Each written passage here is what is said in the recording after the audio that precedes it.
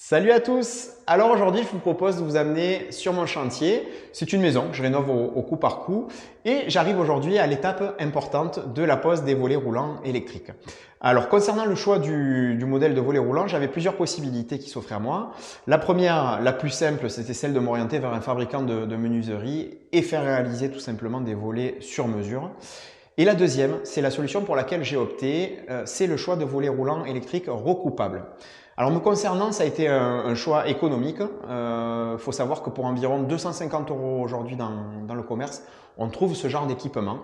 Et vous allez voir à travers cette vidéo qu'avec un petit peu de patience et un petit travail d'adaptation, on arrive facilement à installer ce matériel soi-même. Je vous propose de me suivre donc dans cette vidéo étape par étape dans la pose d'un volet roulant électrique recoupable. On est parti!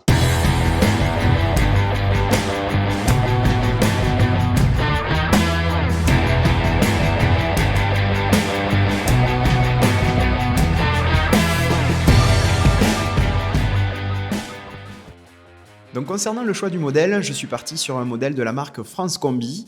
Il faut savoir que c'est une marque qui est déclinée dans beaucoup d'enseignes de bricolage. Pour ma part, donc ce modèle a été acheté chez Leroy Merlin pour un coût d'environ 250 €. Il faut savoir donc ce modèle est capable d'accepter des dimensions maximales de 160 cm en hauteur et 120 cm en largeur. Une petite précision concernant le mode de pose de ce volet roulant. Alors aujourd'hui, on va procéder à ce qu'on appelle une pose en tunnel, c'est-à-dire que le volet roulant viendra dans l'épaisseur de la maçonnerie. Une autre alternative qui aurait été possible aurait été de poser le coffre de volet roulant en façade, ce qui à mon sens est moins esthétique. La pose en tunnel représente néanmoins un inconvénient, et pas des moindres, c'est qu'elle va venir en partie impacter la grandeur d'ouverture de notre fenêtre.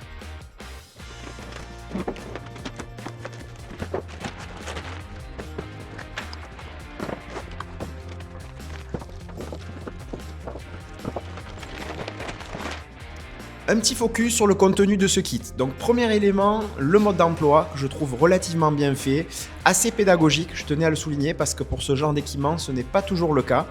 On trouve ensuite le sachet des accessoires, interrupteurs, visseries, guides, etc. qui vont nous servir tout au long du montage. La partie du coffret roulant avec les profilés alu et les joues latérales. On poursuit avec les lames alu isolées que je trouve relativement qualitatives. Le tube d'enroulement avec le moteur qui est fixé dessus et enfin les coulisses latérales avec le joint à insérer à l'intérieur. Alors première étape importante dans la pose de notre volet roulant, ça va être la prise des côtes de notre maçonnerie de façon à découper le volet roulant au plus juste. Donc comme on peut le voir sur le mode d'emploi, deux côtes qui nous sont demandées.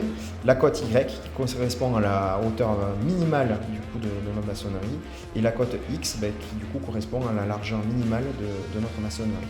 Sur cette partie, on nous demande tout simplement de reporter les dimensions maximales du modèle de volet roulant qui vont nous servir de base de calcul ensuite pour pouvoir calculer les chutes à couper.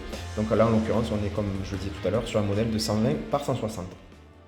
Alors avant même de réaliser la prise de côte de ma maçonnerie, je place toujours mon laser et je fais dans un premier temps la projection sur le mur de l'emplacement de mon volet roulant électrique. Quand je dis la projection du volet roulant, c'est l'empiètement du coffre de volet roulant. Donc là en l'occurrence on est sur des coffres qui font 15 cm par 15 cm. Et ensuite je trace la verticale d'aplomb où viendra se positionner ma coulisse. Pourquoi faire cette projection avant même la prise de côte? Faut savoir qu'en rénovation, très souvent, on se retrouve avec des tableaux qui ont des petites variations de planéité. Et du coup, ça me permet de faire ma prise de côte sur l'emplacement précis de mon coffret de volet roulant. En l'occurrence, donc pour avoir une largeur qui permet au volet roulant de rentrer. Voilà. Donc là, comme on peut le voir, il y a des petites fluctuations sur le tableau sur la partie haute avec une surépaisseur. Cette partie-là, du coup, ça va pouvoir me permettre de prendre des côtes au plus juste.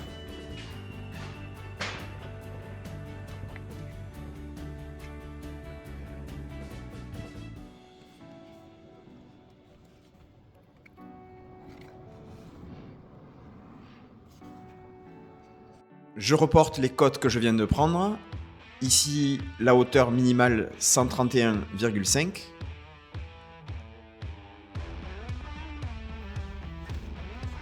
Et 77,1 pour la largeur. On vient ensuite réaliser notre petit calcul en prenant la largeur de référence de notre volet, à savoir 120 cm. à laquelle on vient soustraire la prise de cote minimale sur la largeur, donc à savoir 77,1. Et on viendra rajouter à tout ça 0,5 cm qui correspondent tout simplement à la marge de sécurité préconisée par le fabricant. Voilà pour notre premier calcul. Concernant la hauteur, même chose, on vient reporter donc notre hauteur maximale, à savoir donc 160, à laquelle on vient soustraire notre hauteur minimale mesurée, donc 131,5, et de la même façon à laquelle on vient ajouter les 5 mm préconisés par le fabricant. Une fois les calculs effectués, donc on se retrouve avec deux valeurs qui correspondent respectivement aux chutes que l'on va devoir couper sur les différents matériaux. La première, donc 43,4 cm, qui va correspondre à la coupe que je vais devoir effectuer sur tous les éléments horizontaux. Donc ça concerne le coffre, les lames du volet roulant, ainsi que le tube moteur. Donc ils vont devoir être recoupés de cette mesure, à savoir 43,4 cm. Et ensuite on se retrouve avec la deuxième valeur qui, elle, du coup va concerner tous les éléments verticaux. Bon, il n'y en a pas beaucoup, ils sont au nombre de deux. Ce sont tout simplement les deux coulisses qu'on va retrouver sur les bords de part et d'autre sur les tableaux de la maçonnerie. Voilà pour les coupes à réaliser. Étape suivante, nos calculs effectués, on va venir reporter nos coupes sur nos différents éléments. Première étape, nos éléments verticaux avec nos coulisses. On va venir donc reporter la cote de 29 cm sur nos coulisses et effectuer des coupes avec la meuleuse.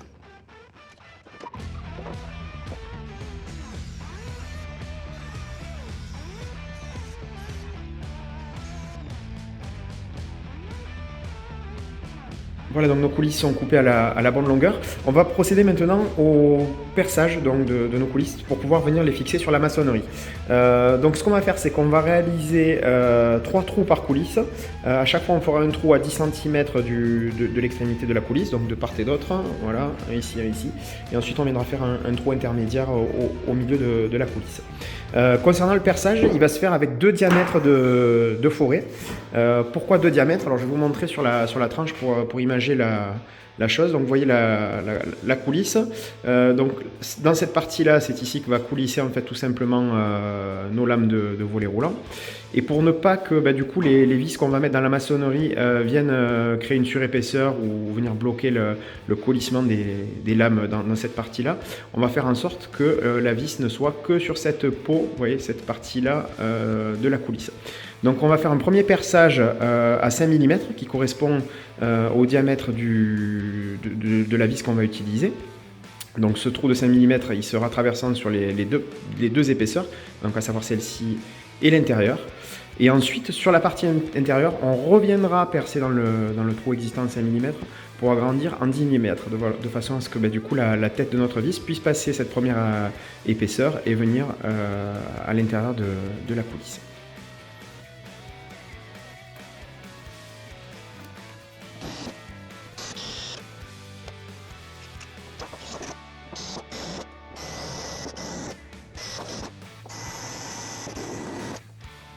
Voilà, donc premier perçage en 5 mm qui est fait. Maintenant je vais passer sur une mèche de 10 mm et on va venir percer uniquement la partie intérieure de notre coulisse. Nos perçages une fois terminés, on va procéder à la mise en place des joints. Pas de difficulté particulière, il suffit simplement de les glisser dans les espaces prévus à cet effet.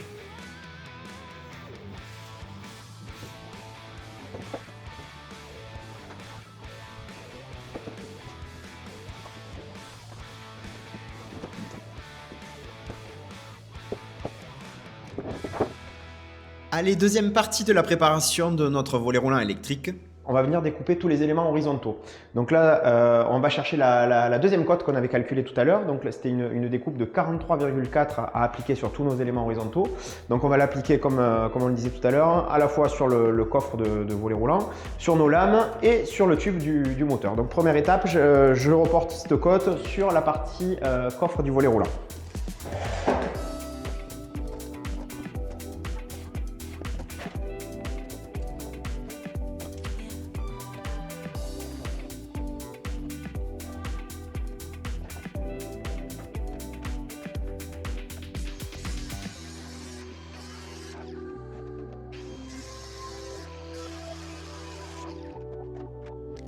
On continue ensuite avec la coupe du tube de notre moteur.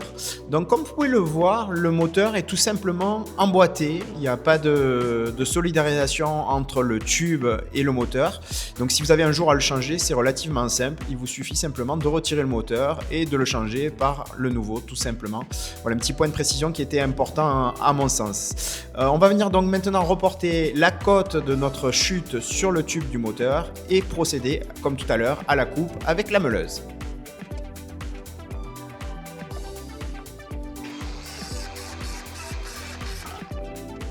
Parmi les accessoires que l'on retrouve dans notre sachet à disposition, cet embout en plastique. Donc cet embout va venir sur le tube de notre moteur, à l'opposé du moteur. Pour le mettre en place, rien de bien compliqué. On va venir l'insérer en force avec un marteau en tapant délicatement jusqu'à arriver aux guides qui nous permettront de nous arrêter. Pour éviter d'endommager la pièce, ce que vous pouvez faire, c'est utiliser un maillet tout simplement qui est moins du coup agressif qu'un marteau classique.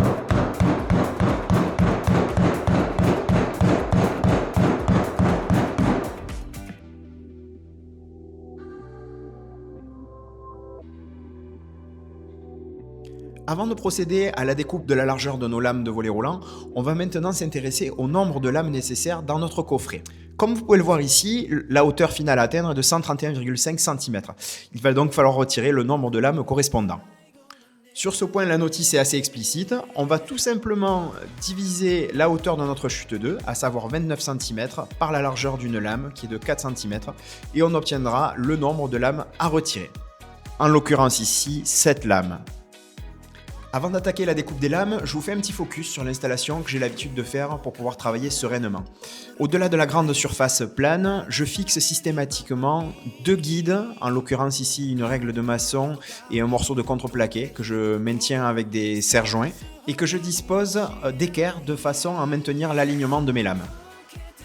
À l'opposé de ce dispositif, j'utilise également un petit bout de planche de façon à venir contraindre mes lames et à les maintenir en compression. Ceci est afin que celles-ci bougent le moins possible pendant la découpe. En effet, je me suis aperçu par expérience que si on ne vient pas contraindre ces lames lors de la découpe, elles peuvent avoir tendance donc à se désolidariser légèrement puisqu'elles ont un léger jeu de 3 à 4 mm. Et la problématique, c'est que si on laisse faire ce jeu lors de la découpe, ça peut créer des bavures, des surépaisseurs qui empêcheront par la suite l'emboîtement parfait des lames. Comme dans les actions précédentes, systématiquement, avant le découpage, je procède au traçage de mes éléments.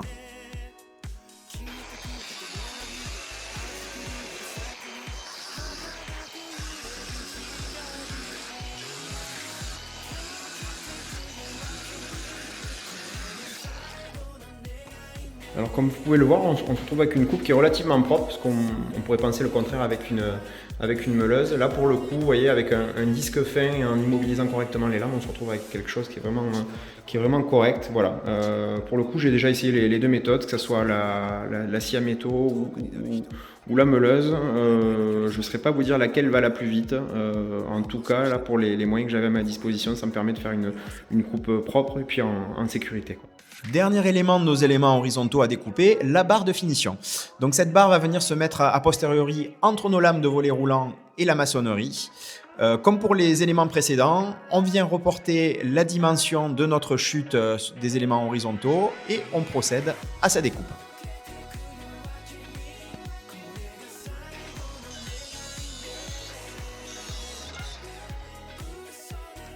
On poursuit l'assemblage de notre coffret avec l'assemblage des joues latérales. Première étape, la mise en place des guides qu'on met tout simplement dans les joues par emboîtement, pas de difficulté particulière. On vient disposer ensuite les plaques métalliques sur les différentes joues latérales. Donc une fois mises en place, on les solidarise tout simplement avec 3 petites vis autoforeuses.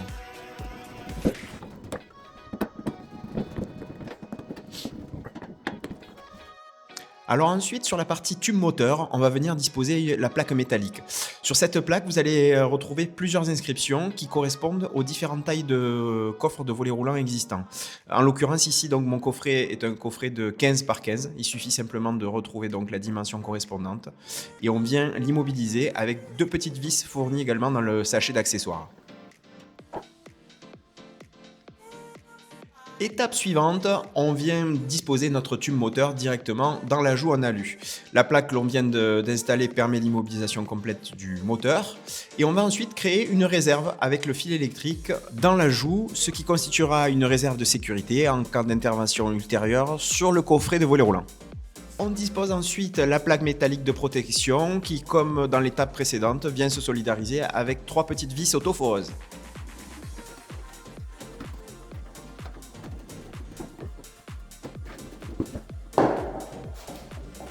On va procéder à présent au trou qui permettra de faire passer le câble dans le coffre alu.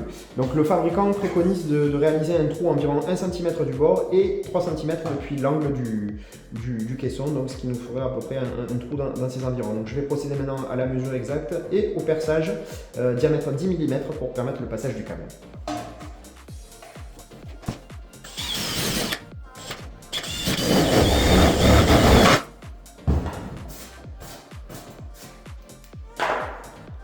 On retire ensuite en partie le plastique de protection. Hop. Et vous trouverez dans le kit fourni avec le volet roulant un petit passe-câble, une protection en caoutchouc qui permet du coup de ne pas sectionner le câble sur la partie traversée tout simplement. Donc là, rien de bien compliqué. On le met en position. Voilà. Et donc notre passage de câble est réalisé. Alors maintenant le temps de l'étape de l'assemblage du caisson. Donc première étape, on passe le câble dans le passe-câble qu'on vient de réaliser à l'instant.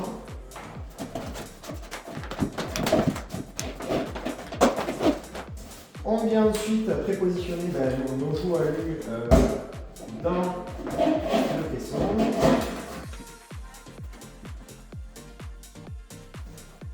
Alors ensuite, on continue avec la mise en place d'une petite vis autoforeuse qui va venir solidariser les deux parties. Donc on ajuste correctement la plaque et l'ajout au plus juste. Et ensuite on va venir mettre une vis autoforeuse, donc on le voit dans la partie pleine qui est juste en dessous. Alors on prend une vigilance sur le câble qui est juste derrière. L'idée c'est de pousser un peu pour qu'il ne soit pas dans l'œil de la vis. Et on vient mettre une autoforeuse à peu près au milieu.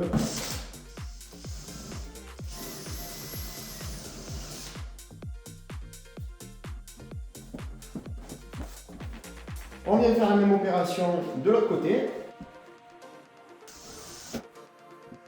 Voilà, donc déjà notre première partie de caisson qui est solidarisée. Ensuite, pareil, de la même manière, on vient mettre 2 autoforeuses sur la partie supérieure du caisson. Hop. Là pareil, on fait en sorte d'ajuster au plus juste l'ajout et le profil alu.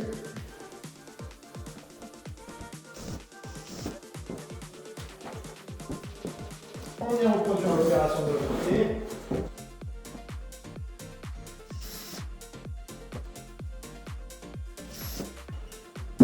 Et voilà, donc notre caisson est déjà assemblé, solidarisé.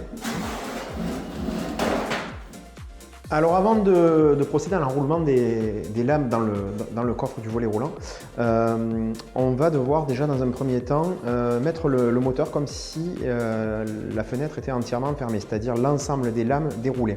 Ça, pour en avoir la certitude, on n'a pas d'autre solution que de le brancher électriquement. Du coup, ce que je fais systématiquement, c'est que je vais mettre sous tension le moteur et m'assurer qu'il soit en position totalement déroulée. Donc si on fait un petit focus sur la partie branchement du moteur, on voit que c'est un câble donc, avec du coup 4 fils. Vous trouvez un fil vert et jaune donc, qui correspond tout simplement à la terre, un fil bleu qui correspond au neutre et ensuite on retrouve un fil marron et un fil noir qui eux correspondent aux différentes phases. Donc chacune des phases permettra la rotation du moteur dans un sens ou dans l'autre. Voilà pour la partie câble du moteur. Donc pour pouvoir brancher de manière provisoire mon moteur, j'ai pas d'autre solution que réaliser une petite rallonge de fortune. Donc pour ça je récupère une alimentation sur un vieil appareil électrique que j'ai un petit peu modifié. Et du coup avec l'interrupteur qui est fourni, je mets en place ce dispositif qui va me permettre de pouvoir faire tourner mon moteur dans un sens ou dans l'autre. Si on fait un petit zoom sur la partie câblage, donc vous pouvez voir le fil neutre qui arrive avec un wagon qui va permettre de renvoyer directement vers le fil bleu du moteur. Et ensuite, donc, on a notre phase qui rentre sur l'interrupteur et qui du coup, avec ce fameux interrupteur de volet roulant, permet d'inverser la phase. Donc on se retrouve avec deux phases. Là, je ne les ai pas différenciées en couleur, mais on aurait pu le faire pour le côté pratique, avec pareil des wagons qui vont me permettre de faire un montage provisoire. Alors pour le câblage, on vient mettre notre neutre sur le neutre existant avec un renvoi immédiat sans passer par l'interrupteur.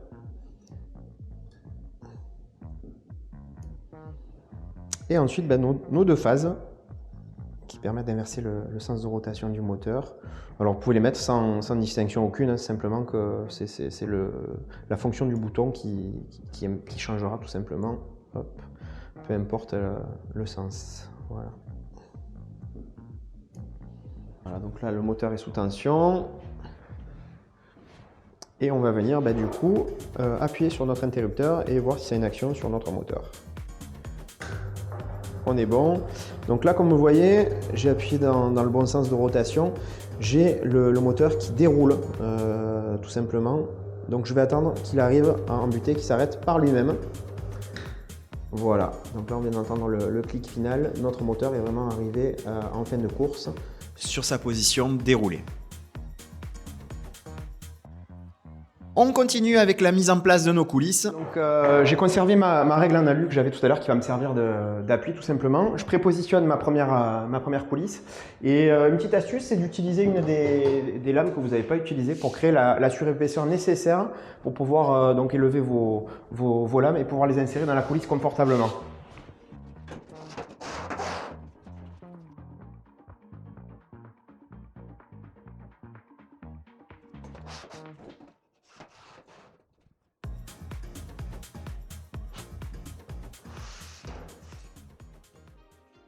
On peut à présent solidariser nos lames avec notre tube d'enroulement.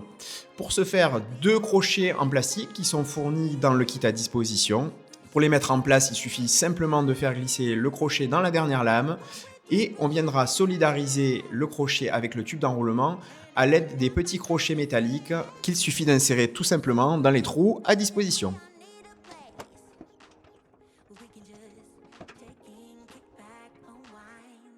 Et si nous procédions au réglage de notre moteur avant de mettre en place notre volet? Pourquoi le choix de le faire à ce moment-là? Tout simplement parce qu'on est dans une position confortable et ça nous évitera de prendre des risques sur la fenêtre quand on mettra en place notre volet roulant. Donc deux réglages possibles qui se situent donc, du côté du moteur, que ce soit par cet orifice ou par cet orifice, vous avez accès à une petite vis de réglage. Dans le cas présent, puisque ça va dépendre du sens dans lequel on monte notre volet roulant, donc ce n'est pas systématique selon la manière dont vous posez votre volet. Donc là, pour ma part, la pose en tunnel avec du coup le coffre apparent sur l'extérieur. Je vais avoir une vis de réglage sur la partie basse qui va pouvoir me permettre de régler la montée, c'est-à-dire que si je veux que le rideau s'arrête plus tôt ou aille un petit peu plus loin. Et la deuxième vis qui me permettra de régler la descente. De la manière dont on a procédé, normalement on n'aura pas à toucher à notre vis de descente puisque j'ai pris comme référence le moteur en position complètement dépliée, en position basse. Donc normalement cette vis de réglage je n'aurai pas y toucher. Je vais simplement influer sur le nombre de tours en enroulement de façon à ce que ma barre de finition termine quasiment à l'intérieur du coffre en limite haute, voilà, de façon à optimiser la largeur d'ouverture sur ma fenêtre. Donc là je remets sous tension le moteur avec mon petit dispositif provisoire et je vais faire un premier test à l'enroulement.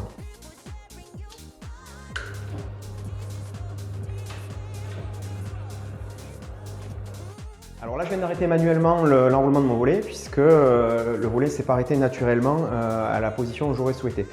Pour procéder au réglage, on va utiliser ce petit outil qui est fourni tout simplement avec le volet roulant et on va venir faire quelques rotations donc, sur le potentiomètre de réglage de la remontée.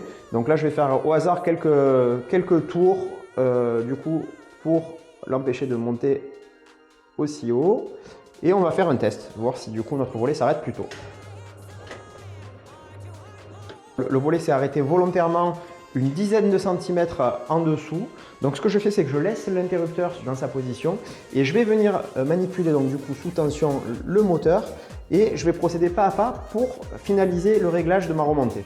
Vous voyez, à chaque rotation, le moteur remonte un petit peu plus haut. Et l'idée, c'est de s'arrêter avec la barre d'appui à fleur du coffret.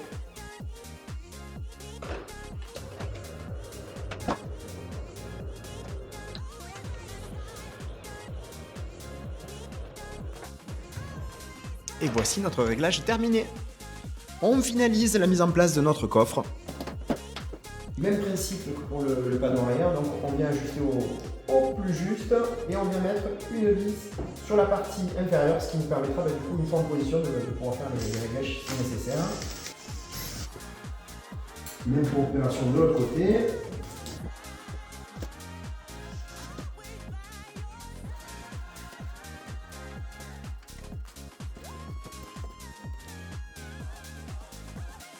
Je viens ensuite prépositionner mes coulisses sur les marquages existants réalisés en amont et je viens faire le marquage de mes futurs percements.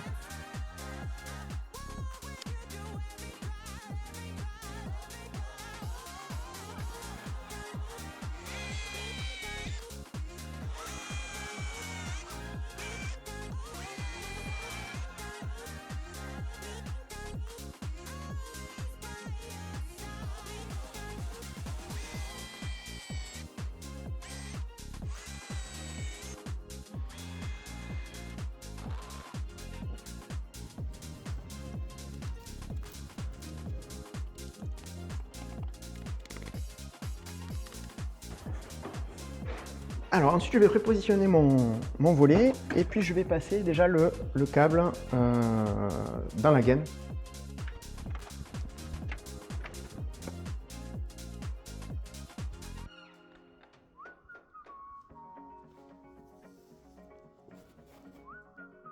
On va à présent pouvoir venir fixer nos coulisses dans les tableaux. Comme cette étape était un petit peu délicate du fait du passage au vide, ce que je vous conseille c'est de préparer au maximum votre matériel. Pour éviter de perdre votre vis dans la coulisse, une petite astuce consiste à solidariser la vis avec votre tournevis avec un petit morceau de scotch papier.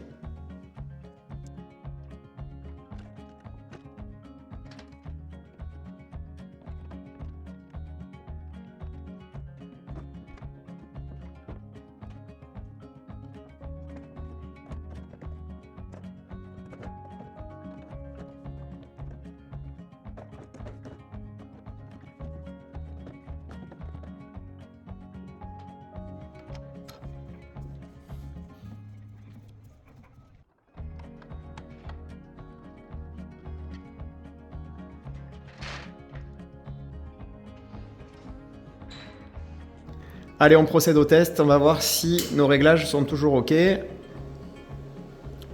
Donc pour la descente, normalement, pas de surprise, tout devrait bien se passer.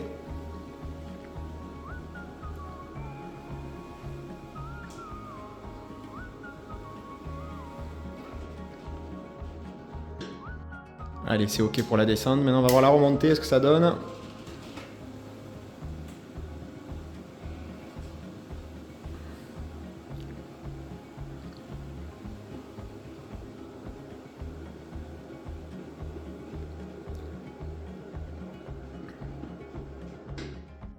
C'est parfait. Voilà, si jamais on avait eu besoin à faire quelques petits réglages finaux, c'est pas très compliqué. Il suffit de réouvrir le coffret avec les petites vis qui sont accessibles là de part et d'autre. Voilà, et on pourra accéder au réglage de course du volet tout simplement. Notre volet roulant est à présent fini d'installer. Comme vous pouvez le voir sur ces images, on voit très clairement l'impact qu'a le coffre de volet roulant sur notre champ de vision.